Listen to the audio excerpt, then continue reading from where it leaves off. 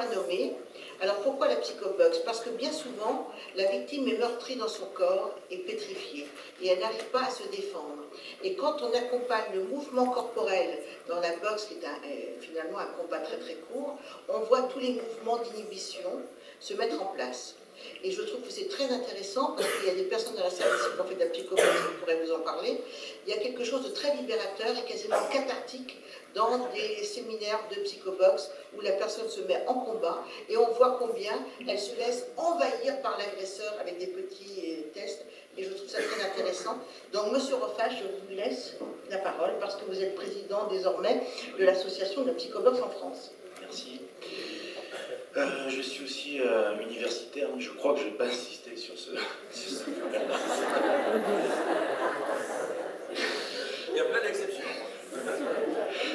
Bon, je vais essayer de faire court pour essayer de privilégier les échanges avec la salle, parce que bon, ma pensée, je la connais un peu, et je vous demande de ne pas me laisser seul avec moi-même, s'il vous plaît.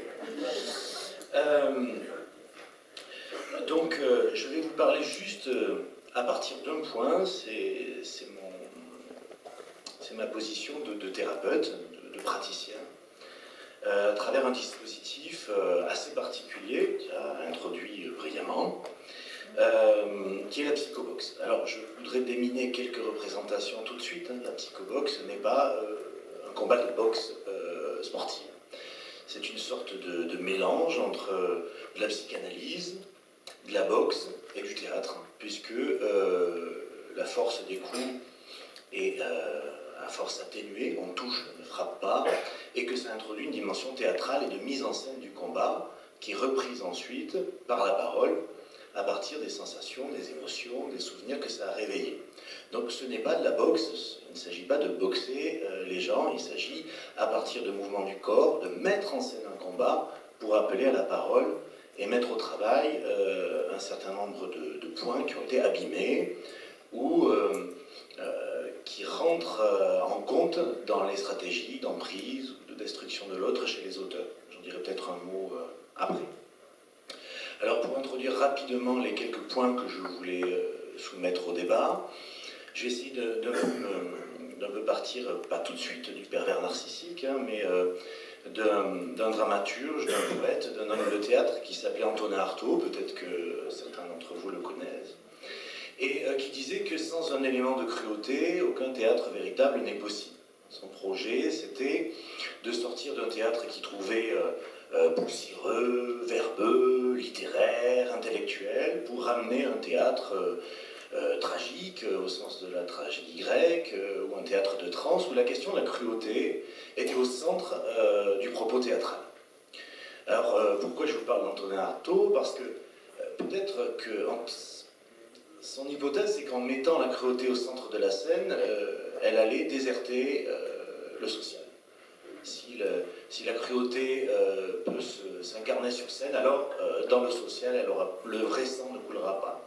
Alors, sur ce point, il s'est peut-être trompé dans la mesure où nos émissions de télé, nos séries, nos films valorisent à tel point la perversion et le narcissisme qu'on peut se demander si, à force d'être partout, la perversion et le narcissisme finissent par être nulle part. Pauvre Antonin Artaud, qui était bien optimiste sur ce point-là.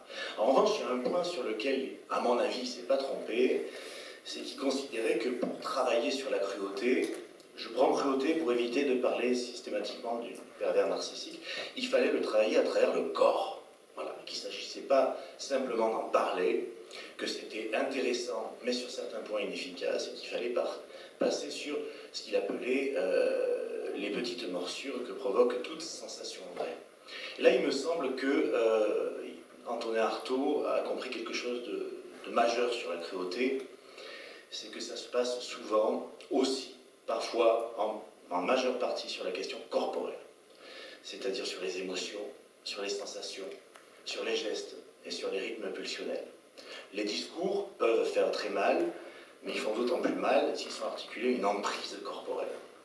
Et c'est donc en psychoboxe ce qu'on essaie de travailler avec les victimes, mais aussi en partie avec les auteurs. Si vous voulez, on débattra de ce point. Donc à partir de ça, je voulais juste vous livrer quelques points cliniques qui me semble important dans cette question de... On travaille sur quoi en psychobox pour essayer de réparer ce qui a été cassé, détruit, mâchonné patiemment pendant plusieurs années. Le premier point qui me semble important, c'est que souvent, les victimes de la cruauté de leurs conjoints, de leurs parents, ou de leurs collègues, ou de qui vous voulez, ont des sortes de mortifications corporelles. C'est-à-dire que c'est très simple. C'est qu'au fond, ce que je ressens, c'est pas la peine de le ressentir. Ce que je ressens, ça n'a aucune valeur. Ce que je ressens, finalement, je ne le ressens pas.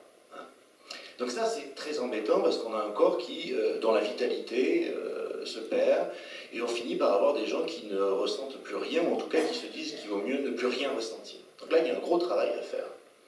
Avant de continuer, il y a un point qui explique tout ça, c'est que ce que j'ai pu remarquer, je peux peut-être me tromper, mais ça revient quand même de manière insistante, c'est que les personnes victimes de harcèlement, au niveau corporel, finissent par se retrouver non pas dans une bulle, mais dans un corps pour deux.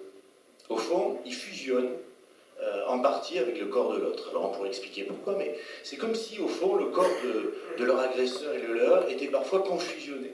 Donc, non seulement il y a des mortifications, mais aussi il y a des dépersonnalisations. C'est-à-dire, est-ce que ce que je ressens, c'est moi qui le ressens ou c'est l'autre?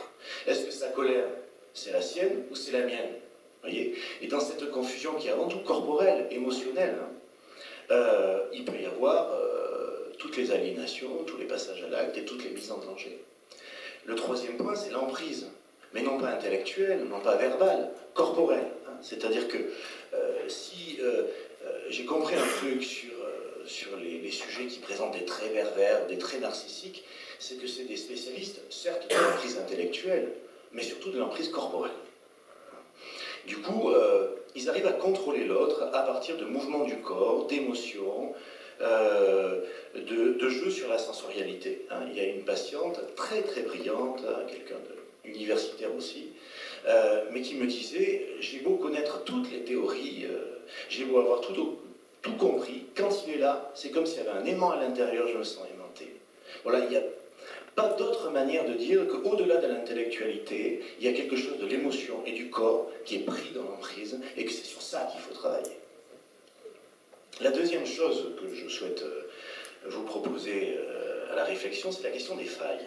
C'est un peu compliqué, mais le pervers narcissique, s'il faut l'appeler comme ça, ne rentre pas par n'importe où. Il rentre par une série de failles ou de points de sensibilité chez sa victime, déposés parfois, voire souvent dans le corps. Si par exemple vous êtes une brillante psychologue, mais que vous avez une mère bipolaire qui vous casse la gueule sans vous prévenir, ça crée des sortes d'éléments clivés à l'intérieur, sur lesquels on peut jouer pour vous mettre en difficulté, même si vous êtes brillant et vous avez lu tout Freud. Et ça, c'est très important. On pourra peut-être y revenir parce que c'est pas un jeu à égalité. C'est-à-dire que là aussi, j'ai pu remarquer que beaucoup d'agresseurs ou de harceleurs testent ça chez leur partenaire, qu'elle soit féminine ou qu'elle soit masculin.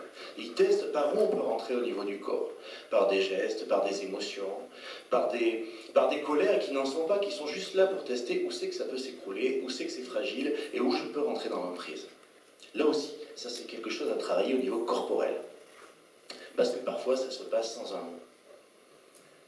La dernière chose que j'aimerais vous dire, c'est que dans un processus psychothérapeutique, psychocorporel, parfois on fait l'erreur de croire que parce qu'on tient, on a réussi à se détacher du harceleur. Beaucoup de patientes me disent, mais c'est bon, j'ai réussi à tenir, j'ai réussi à ne pas me laisser envahir, c'est bon, je suis libéré. C'est un pas, le premier, mais ce n'est pas suffisant. Pourquoi ? Parce que quand on se dit « j'ai réussi à tenir », c'est encore le corps du harceleur qui est la référence absolue. J'ai enfin résisté, je lui ai enfin résisté, mais la référence absolue corporelle, c'est encore le harceleur. Il n'y a pas de véritable séparation. Là encore, il faut travailler pour permettre non pas à quelqu'un de tenir, de ne pas s'écrouler, mais bien de se séparer. Le dernier point, un point peut-être un peu plus provocateur, c'est la question des auteurs, puisque ça m'arrive de travailler avec des auteurs. Je peux dire quand même qu'il y a certains auteurs dont la demande de soins est tout à fait authentique, ce qui qui ne veut pas dire qu'ils sont la majorité. Là, encore un point me semble important, c'est qu'il y a un point à travailler au niveau corporel aussi chez eux, c'est que j'ai toujours appris en psychologie qu'on détruisait, on manipulait l'autre pour l'annuler. C'est-à-dire qu'on commence par le réduire à rien, à néant, ou à un bout de notre corps, comme s'il n'existe plus, et comme ça on a toute la place. Ben, ce qu'ils m'ont appris, les auteurs, c'est qu'on commence par annuler quelqu'un, et on le détruit. Comme ça, on a annulé, on a détruit pas grand-chose. Et à partir de comment vous dire, c'est une compétence complexe hein, qui est parfois valorisée. Hein. Si vous êtes un soldat et que vous devez vous battre, vous avez intérêt à annuler l'autre pour pouvoir le détruire. Sauf que ce sont des compétences qui sont aussi mobilisées par les gens qui détruisent les autres, sans aucune culpabilité, puisqu'ils ont commencé à l'annuler. Hein. Donc ce que peut ressentir l'autre, ça ne les touche plus. Et là, il y a quand même un gros travail, puisque évidemment, ça se passe d'abord par l'archaïque, l'émotion, le corps, hein, et qu'il y a quelque chose à revitaliser de ce côté-là, et il y a aussi quelque chose à renoncer du côté des harceleurs. Donc c'est un travail qu'on peut faire du côté des auteurs, à partir du moment où il y a une demande authentique, ce qui est un autre débat, je pense que nous ne manquerons pas de l'avoir. Voilà, écoutez, je suis à votre écoute. Merci beaucoup.